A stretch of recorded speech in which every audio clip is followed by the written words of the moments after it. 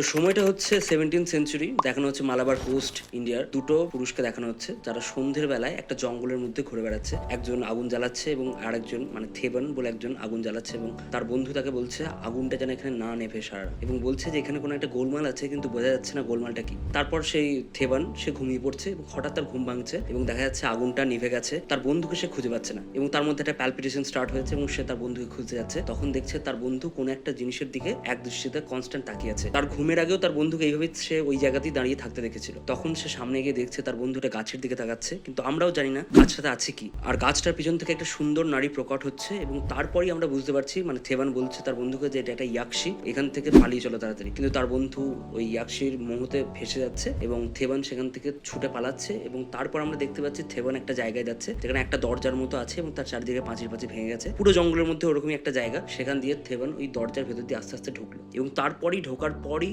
শুরু হচ্ছে আমাদের এই ব্রহ্মা যুগম বলে এই সিনেমাটা।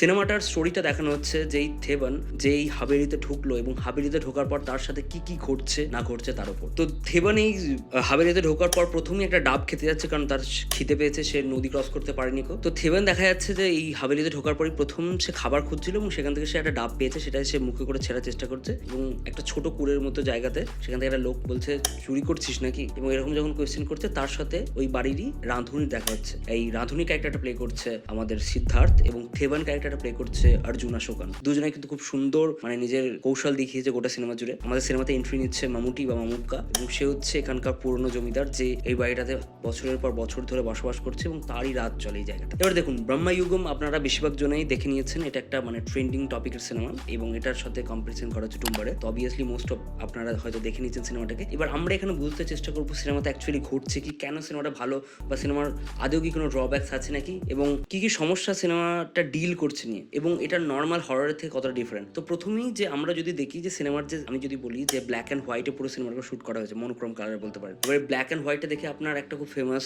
সিনেমার কথা মনে পড়বে, হরর সিনেমার কথা, সেটা হচ্ছে দ্য লাইট হাউস, যেটা রবার্ট এগার্স ডিরেক্ট করেছিল। এবং রবার্ট এগার্স একটা ডিরেক্টর যে কিন্তু মোস্টলি ফোকলোর নিয়ে ডিল করে। তার আপনি সিনেমা দেখতে পারেন the which, the light house, এখানে তো ফোকলোরের আর গ্রিক ট্র্যাজেডির দুটো কনসেপ্টই কিন্তু তার সিনেমাতে খুব বিদ্যমান। আমাদের রাহুল সাদাসিবান যেটা ডিরেক্ট করেছে, সে ভূতাকালম ডিরেক্ট করেছিল, তার সিনেমাতে কিন্তু আমরা ওই অ্যারিয়াস্টার বা রবার্ট এগার্স একটা ছাপ পাই এই সিনেমাতে। ওই কারণে লাইট হাউসের যে কালার স্কিমটা ছিল এই সিনেমাতে কিন্তু ওই ধরনের কালার স্কিমটা একটু ফলো হচ্ছে এবং এখানেতে হাবেলিটাকে খুব সুন্দর রিপ্রেজেন্ট করা হয়েছে। এবার এই সিনেমাটা মোস্টলি ডিল করছে কিছু হরর এলিমেন্ট এবং ফোকলোর এলিমেন্ট তো উপর লেভেলে আছে, কিন্তু এর ইনসাইডে যেটা সেটা হচ্ছে মেনলি যে ফিলোসফিটা কি সিনেমাটা মানে অ্যাড্রেস করছে কি, সেটা হচ্ছে অপারেশন, ক্লাস সেপারেশন। আমাদের ইন্ডিয়াতে সারা জীবনই, শুধু ইন্ডিয়াতে না পুরো পৃথিবীতে, যে বেশি পাওয়ারফুল সে কম পাওয়ারফুলের ওপর ছড়ি ঘোরাবে, এটা সব জায়গায় বিদ্যমান, হিস্ট্রি থেকে এখনো অব্দি হয়ে আসছে। এবং এইখানেতে কিন্তু তুমি যদি সিনেমা মূল স্টোরি এবং তার যে রূপক জিনিস দুটো কি আপনি দেখলে ভালো করে বুঝতে পারবেন যে স্টোরির সাথে কি কানেকশন পুরোপুরি আছে। তো মূল স্টোরিটা কি, মূল স্টোরিতে দেখানো হচ্ছে যে এখানেতে মামুক্কা বা মামুটি সে কদুমনপট্টি বলে একটা জমিদারের রোল প্লে করছে। এবার কদুমনপট্টি আদেও যে কদুমনপট্টিকে আমরা ভাবছি পরে সিনেমা থেকে দেখতে পাই, সে কদুমনপট্টি কিন্তু সে মানুষ নয়, সে একটা সুপার ন্যাচারাল বিং।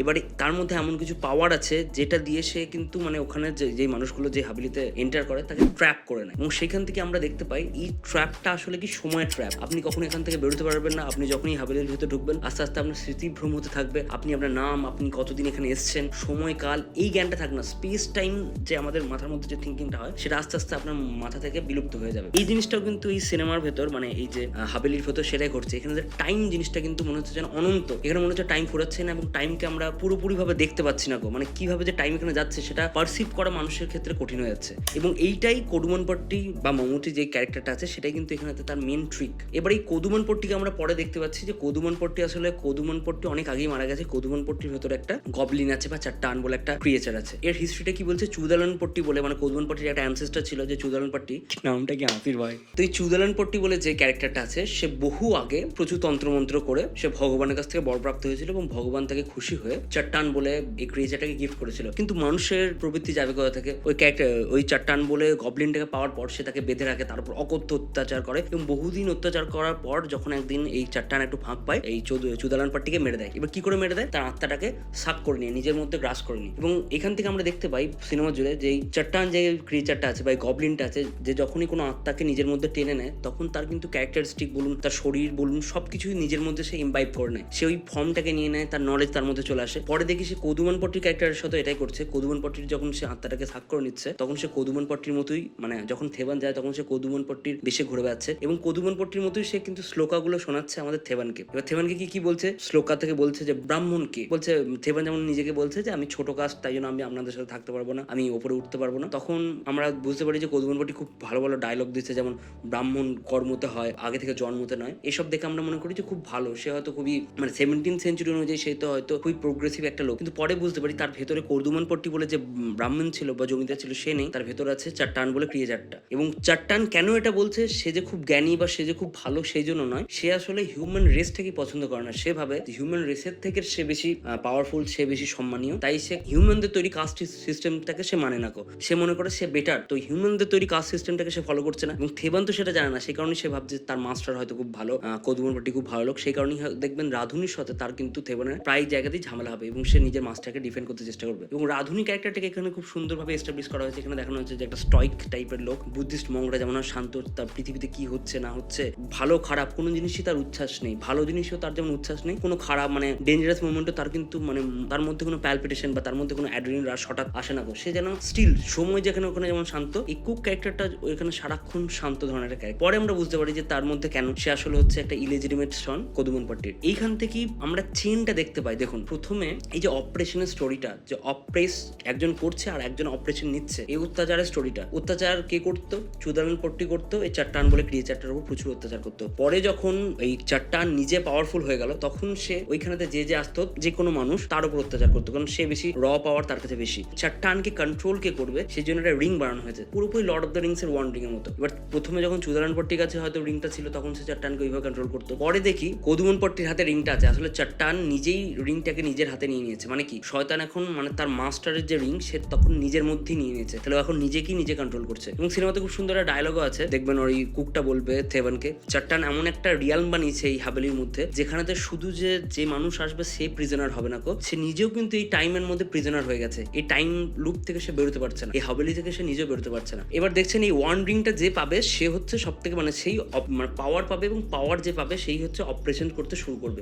তার থেকে যে কমজোর লোক তার উপর সে কিন্তু অত্যাচার করবে, তার উপর সে ছড়ি ঘোরাবে। মানে লঙ্কায় যেই যাবে সেই রাবণ কথাটা আছে না, অনেকটা কথাটা মানে এই ফিল্মটা সেটাই বোঝাচ্ছে। পাওয়ার এর যে সিস্টেম সেটা সারা জীবন থাকে, শুধু পাওয়ারের লোকজনগুলো চেঞ্জ হয়। তাহলে এখানে পাওয়ারটা কি সিনেমাতে সেটা আমি যদি ভালো করে বুঝতে চাই, এটা কি যেই সারাক্ষণ একটা প্রদীপ আছে যেটা চাট্টানকে পাওয়ার দেয়, প্রদীপটাই কি চাট্টানের মেন পাওয়ার, মানে যেটা সবাইকে কন্ট্রোল করছে, নাকি এখানে ব্রাহ্মণিক্যাল স্ট্যাটাস যেটা কদুমান পট্টির যে পৈতেরা ছিল সেটাই এখানে একটা সিম্বল যে হায়ার কাস্ট সবসময় লোয়ার কাস্টকে কন্ট্রোল করবে, নাকি আরেকটা জিনিস যে মানুষ যারা ভাবে যে হায়ার কাস্ট বা যারা পাওয়ারফুল লোক তারা তাদের অধিকার আছে আমাদের উপর অত্যাচার করার। যেমন থেবানকে আমরা প্রথম থেকে দেখি সে নিজেকে স্যারেন্ডার করে দেয়, সে মনে করে মাস্টার যেগুলো করছে, মালিক যেগুলো করছে সেগুলো সবই ঠিক, আমি অপারেশনেরই যোগ্য। তাহলে এটা কি ইন্ডিভিজুয়াল ফিলোসফি বা ইন্ডিভিজুয়াল পৃথিবীকে দেখার ক্ষমতা যেটার জন্য মানুষ বেশি তাদের মানুষের উপর বেশি অপারেশন হয়, নাকি যাদের কাছে ছড়িটা আছে তাদের জন্যই অপারেশনটা বাড়ে? তো এই ফিলোসফিক্যাল যদি মানে ডিবেটটা চলে যান তাহলে আপনি হয়তো এই সিনেমাটার মধ্যে হারিয়ে যেতে পারেন। মানে সারাক্ষণ আপনি ভেবে যাবেন যে এই লুপটা শুরু কোথায় বা এই কোয়েশ্চেনটাকে সলভ কি করে করা যাবে। এবং এই সিনেমাটা কিন্তু খুব সুন্দরভাবে এই জায়গাগুলোই ডিল করে